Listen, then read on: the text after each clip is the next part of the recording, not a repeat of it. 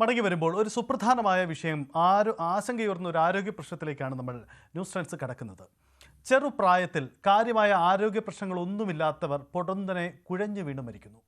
കഴിഞ്ഞ ദിവസമുണ്ടായ ചില അനുഭവങ്ങളാണ് ആശങ്കയുയർത്തുന്ന ഈ ആരോഗ്യ പ്രശ്നം വീണ്ടും ചർച്ചകളിൽ നിറയ്ക്കുന്നത്. കോവിഡിന് ശേഷമുള്ള ആരോഗ്യ സാഹചര്യങ്ങളാണോ ഇതിന് കാരണമെന്ന് വ്യക്തമല്ല. പക്ഷേ കോവിഡിന് ശേഷം യുവാക്കളിലെ കുഴിഞ്ഞു വീണ മരണത്തിൻ്റെ തോത് കൂടിയിട്ടുണ്ടെന്ന് ആരോഗ്യമന്ത്രി വീണ ജോർജ് തന്നെ മുമ്പ് നിയമസഭയിൽ വ്യക്തമാക്കിയിട്ടുമുണ്ട്. ആരോഗ്യ വിദഗ്ധരെ തന്നെ ആശങ്കപ്പെടുത്തുന്ന ഈ അവസ്ഥയ്ക്ക് കാരണമെന്ത് എന്നതിൽ ഇനിയും പഠനങ്ങൾ ആവശ്യമാണ്. ഇന്നലെ നിയമസഭയിൽ ഓണാഘോഷ പരിപാടിക്കിടയിലാണ് മുൻ MLA PV അൻവറിൻ്റെ പ്രൈവറ്റ് സെക്രട്ടറി കൂടിയായിരുന്ന ജുനൈസ് കുഴഞ്ഞു വീണ് മരിച്ചത്. ഇതൊക്കെ നമുക്ക് മുന്നിൽ ആശങ്കപ്പെടുന്ന ചില സാഹചര്യങ്ങളാണ് സൃഷ്ടിക്കുന്നത്. ആദ്യം ആ ദൃശ്യങ്ങളൊന്നും കാണാം.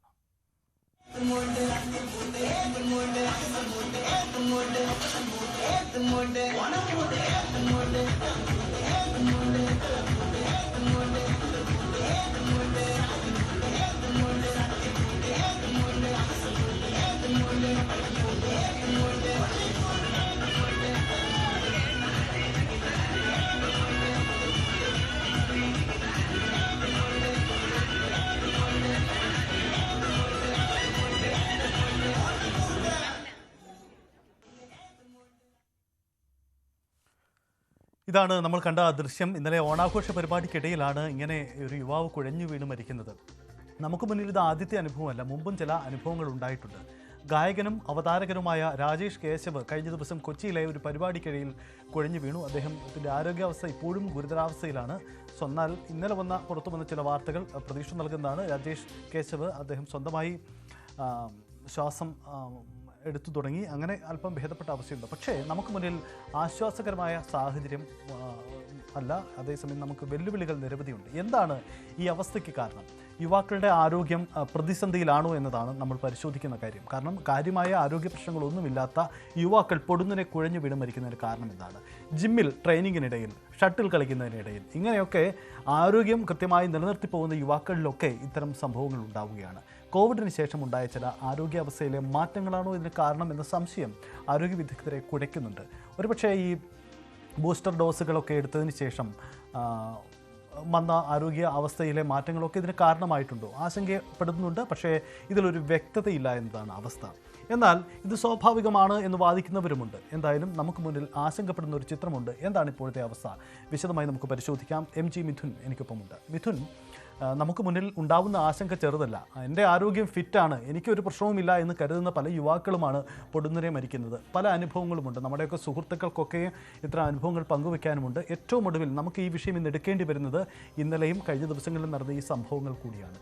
എന്താണ് യഥാർത്ഥത്തിൽ സംസ്ഥാനത്തിൻ്റെ അവസ്ഥ? ഇത് സംബന്ധിച്ച് ആരോഗ്യവകുപ്പ് എന്തെങ്കിലും കൃത്യമായ വിശദീകരണം നൽകുന്നുണ്ടോ? മിഥുൻ. സജിത്ത്, ആരോഗ്യമന്ത്രി വീണ ജോർജ് ഇതുമായി ബന്ധപ്പെട്ട, അതായത് കോവിഡിന് ശേഷം വലിയ രീതിയിൽ ഇതിൻ്റെ തോത് കൂടിയിട്ടുണ്ട്. കുഴഞ്ഞു വീണ് മരിക്കുന്ന യുവാക്കളുടെ എണ്ണം അധികം കൂടുതലായി വർദ്ധിക്കുന്നുണ്ട് എന്നുള്ളൊരു സാഹചര്യം നിലനിൽക്കുന്നുണ്ട് എന്നുള്ളൊരു കാര്യമാണ് വീണ ജോർജ് പറഞ്ഞു വെക്കുകയും ചെയ്യുന്നത്. അതേസമയം അത് കോവിഡ് ആണോ കാരണം, അല്ലെങ്കിൽ കോവിഡ് വാക്സിൻ ആണോ എന്നുള്ള കാര്യത്തിൽ ഒരു ഉറപ്പില്ല എന്നുള്ളത് തന്നെയാണ്. അത്തരത്തിലുള്ള പഠനങ്ങളൊന്നും അത് ചൂണ്ടിക്കാണിക്കുന്നില്ല എന്നാണ് പറയുന്നത്.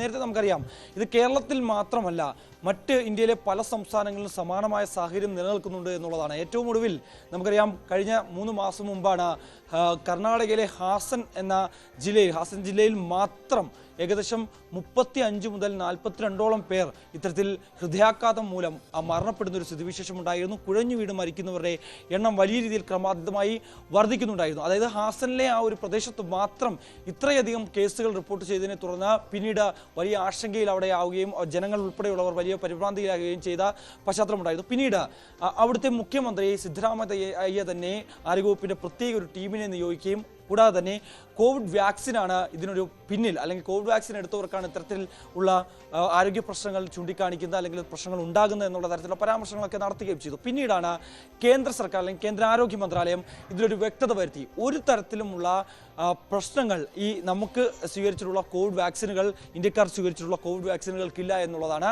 അത്രത്തോളം ഫലപ്രദമായിട്ടുള്ള വാക്സിനാണ് കോവിഡുമായി ബന്ധപ്പെട്ട് നമ്മൾ സ്വീകരിച്ചത് അല്ലെങ്കിൽ എടുത്തിട്ടുള്ളത് എന്നുള്ളതാണ്. ആ 2 ഡോസുകൾ സ്വീകരിച്ചവർക്ക് ഒന്നും തന്നെ ഒരു തരത്തിലുമുള്ള ആരോഗ്യ പ്രശ്നങ്ങൾ ഉണ്ടാകില്ല. അത്തരത്തിൽ ആ വാക്സിൻ എടുത്തുകൊണ്ട് ഒരു തരത്തിലും ഹൃദയാഘാതത്തിലേക്ക് വഴിവെക്കില്ല എന്ന തരത്തിലുള്ള ചില വിശദീകരണങ്ങളായിരുന്നു അവർ നൽകുകയും ചെയ്തത്. ചില പഠനങ്ങളും കേന്ദ്ര സർക്കാർ ചൂണ്ടിക്കാണിക്കുന്നുണ്ടായിരുന്നു. പക്ഷേ വിദഗ്ധ സമിതിയെ നിയോഗിച്ചുവെങ്കിൽ പോലും തന്നെ അതിൻ്റെ പഠനങ്ങൾ ഇപ്പോഴും പുരോഗമിക്കുകയാണ്. ആ ഒരു സാഹചര്യത്തിലാണ് സംസ്ഥാനത്ത് ഇപ്പോൾ സമീപ ദിവസങ്ങളിലായി വലിയ രീതിയിൽ യുവാക്കൾ ഇത്തരത്തിൽ മരണപ്പെടുന്ന സ്ഥിതിവിശേഷം ഉണ്ടാകുന്നു. പലരും അത്യാസന്ന നിലയിൽ ആശുപത്രിയിൽ കഴിയുന്ന സ്ഥിതിവിശേഷം ഉണ്ടാകുന്നു. നമുക്കറിയാം കഴിഞ്ഞ വർഷങ്ങളിലും സമാനമായ രീതിയിലുള്ള സാഹചര്യം ഉണ്ടായിരുന്നു. പക്ഷേ ഇപ്പോൾ ഏറ്റവും ആശങ്കപ്പെടുത്തുന്നത് എന്ന് പറയുന്നത് 2019 മുമ്പുണ്ടായിരുന്ന ഒരു സാഹചര്യമല്ല 2019 ശേഷം ഉണ്ടായിരിക്കുന്നത്. അതിനുശേഷം കോവിഡ് വന്നതിന് ശേഷം വലിയ രീതിയിൽ ആരോഗ്യ പ്രശ്നങ്ങൾ യുവാക്കളിൽ മാത്രമല്ല കൊച്ചുകുട്ടികൾ പോലും പ്രകടമാക്കുന്ന സ്ഥിതിവിശേഷമുണ്ട്. പ്രായമായവർക്കുമൊക്കെ ഉണ്ട്. പക്ഷേ കഴിഞ്ഞ കുറച്ച് കാലങ്ങളായുള്ള കണക്കുകൾ സൂചിപ്പിക്കുമ്പോൾ ഏകദേശം കഴിഞ്ഞ ഒരു മാസത്തെ കണക്കുകളൊക്കെ എടുക്കുമ്പോൾ 42ഓളം പേർ ഇതുമൂലം കുഴഞ്ഞു വീഴുകയും അതിൽ അത്യാസന്ന നിലയിലായവരുണ്ട്. ഒപ്പം തന്നെ മരണപ്പെട്ടവരുടെ എണ്ണമൊക്കെ ഇങ്ങനെ ക്രമാതീതമായി വർദ്ധിക്കുകയാണ്.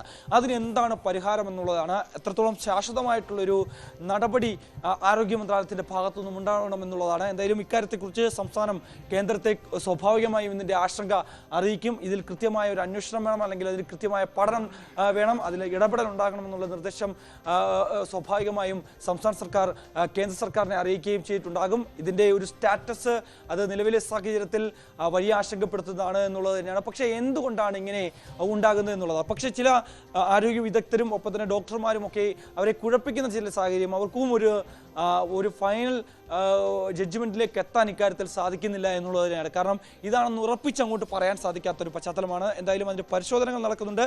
മറ്റൊന്ന്, യുവാക്കൾക്കിടയിൽ ഉണ്ടാകുന്ന ലഹരി ഉപയോഗം അത് വലിയ രീതിയിൽ ഈ ഒരു പ്രശ്നത്തെ കൂടുതൽ ബാധിക്കുന്നുണ്ട്. അത്തരത്തിൽ കുഴഞ്ഞു വീഴാനുള്ള സാഹചര്യം ഉണ്ടാകുന്നുണ്ട്. മറ്റുള്ളവർ ചിലപ്പോൾ മറ്റൊരു ചില സംശയങ്ങളൊക്കെ ഉണ്ടാകാം.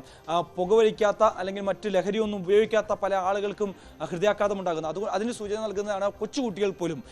6 വയസ്സ് മുതൽ 15 വയസ്സ് വരെയുള്ള കുട്ടികളിൽ കൃത്യമായ കണക്കുകൾ സൂചിപ്പിച്ചതനുസരിച്ച് കഴിഞ്ഞ 2-3 വർഷത്തിനിടയിൽ നിരവധി പേർ രാജ്യത്തുടനീളം മരണപ്പെട്ടിട്ടുണ്ട് എന്നുള്ളത് തന്നെയാണ് വളരെ ആശങ്കപ്പെടുത്തുന്നത്. അതുകൊണ്ട് തന്നെ ഇത്തരത്തിൽ മദ്യപാനമോ അല്ലെങ്കിൽ പുകവലിയോ അല്ലെങ്കിൽ മറ്റേതെങ്കിലും ലഹരി പദാർത്ഥങ്ങൾ ഉപയോഗിക്കുന്നത് മാത്രം ഒരു കാരണമാക്കി പറയാൻ സാധിക്കില്ല എന്നുള്ളത് തന്നെയാണ്.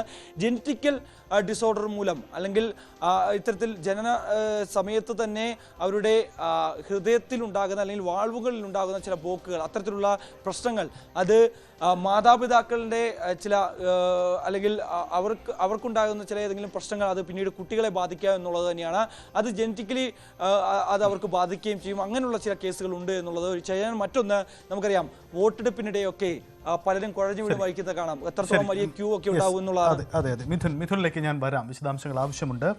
ഡോക്ടർ അമർ ഫെറ്റിൽ നമുക്കൊപ്പം ചേരുന്നു, ആരോഗ്യ വിദഗ്ധൻ. ഡോക്ടർ അമർ ഫെറ്റിൽ, സംസ്ഥാനത്ത് കുഴഞ്ഞു വീണ് വഹിക്കുന്ന അവരുടെ എണ്ണം വർദ്ധിക്കുന്നുവെന്ന ഒരു കണക്കുണ്ട്. നമുക്ക് മുന്നിൽ ആശങ്കപ്പെടുന്ന സാഹചര്യമുണ്ട്. ഇതിൽ യുവാക്കൾ, എൻ്റെ ആരോഗ്യം ഫിറ്റാണ്, എനിക്ക് കാര്യമായ ആരോഗ്യ പ്രശ്നങ്ങളൊന്നുമില്ല എന്ന് കരുതുന്നവരാണ് പലപ്പോഴും ഇത്തരം സംഭവങ്ങൾ പെടുന്നത്. ഇത് കോവിഡിന് ശേഷമുണ്ടായ ചില സാഹചര്യങ്ങളാണോ, ആരോഗ്യ സാഹചര്യങ്ങളാണോ എന്ന ആശങ്ക പൊതുവിലുണ്ട്. മുമ്പ് ആരോഗ്യമന്ത്രിയൊക്കെ ഈ എണ്ണം കൂടുന്നു പറയുന്നു, പക്ഷേ അതിൻ്റെ കാരണം വ്യക്തമാക്കുകയും ചെയ്തില്ല. അങ്ങയുടെ നിരീക്ഷണത്തിൽ അത്തരം എന്തെങ്കിലും സാഹചര്യങ്ങൾ ഇതിനെ സംശയത്തിൻ്റെ നിഴലിൽ നിർത്തുന്നുണ്ടോ? ആൾക്കാർ കുഴഞ്ഞു വീട് മരിക്കുന്ന ഇൻസിഡൻസ് കൂടിയിട്ടുണ്ടെന്നുള്ളൊരു വസ്തുതയാണ്. കോവിഡിന് ശേഷം ഇത് കൂടുതൽ ശ്രദ്ധയപ്പെട്ടത് പല റീസൺസ് ആയിരിക്കാം. ചിലപ്പോൾ കൂടുതൽ ഹൈറ്റൻഡ് കോൺഷ്യസ്നെസ് ആയിരിക്കാം. എമർജൻസി സർവീസസിന്റെ ഇമീഡിയറ്റ് ആയിട്ടുള്ള ഒരു യൂസ് കൊണ്ട് അത് കാർഡിയാക് ആണെന്നുള്ള സംശയം വരുന്നതായിരിക്കാം. പക്ഷെ ഡയറക്റ്റ് ആയിട്ടുള്ള ഒരു ലിങ്ക് വരാത്തതുകൊണ്ടാണ് നമ്മൾ ഇതാണ് അതിന്റെ കാരണം, ഇതിന്റെ ഇഫക്റ്റ് ഇതാണ് എന്നങ്ങനെ കൃത്യമായിട്ടൊരു കോസ് ഇഫക്റ്റ് ബന്ധം നമുക്ക് ഇതുവരെ പറയാൻ അങ്ങനെ സാധിച്ചിട്ടില്ല. അതേസമയം ഇങ്ങനെ കാണുന്നുള്ള ഒരു വസ്തുതയാണ്. അപ്പൊ അവിടെ ഉള്ള ബാക്ക്ഗ്രൗണ്ട് നമ്മളൊന്ന് അറിയണം.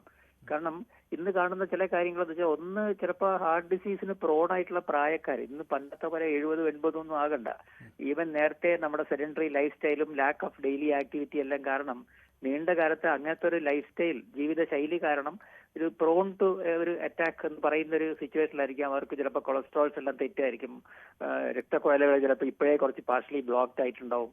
അപ്പൊ ഇങ്ങനത്തെ അവസ്ഥയിൽ ഒരാൾ അറിയാതെ ഈ സിവിയർ ആയിട്ടുള്ള എക്സേഷൻ, ഇപ്പൊ പലപ്പോഴും ആഘോഷങ്ങളുടെ ഇടയ്ക്ക് അങ്ങനത്തെ ഒരു നേരങ്ങളിലൊക്കെയാണ് പലപ്പോഴും സിവിയർ ആയിട്ടുള്ള ഒരു ആയാസം ബോഡിക്ക് വരുമ്പോൾ കാർഡിയാക് ഡിമാൻഡ്, ഹാർട്ടിന്റെ ബ്ലഡിന്റെ ഡിമാൻഡ് കൂടും. ഹാർട്ടിന് തന്നെ ആവശ്യമുള്ള ബ്ലഡ് സർക്കുലേഷന്റെ ഡിമാൻഡ് കൂടുമ്പോൾ കോപ്പ് അപ്പ് ചെയ്യാൻ പറ്റാതെ അങ്ങനെ ഒരു കാർഡിയാക് അറസ്റ്റ് വരുന്നത് കാണുന്നുണ്ട്.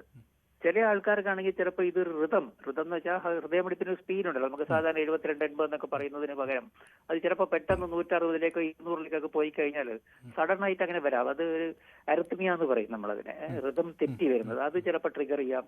ഇതൊക്കെ ചിലപ്പോൾ ഏതെങ്കിലും ഹാർട്ടിന്റെ ഭാഗങ്ങളെ ഒരു അസുഖം കൊണ്ടോ ഇൻഫെക്ഷൻ കൊണ്ടോ വൈറൽ ഇൻഫെക്ഷൻ കൊണ്ടോ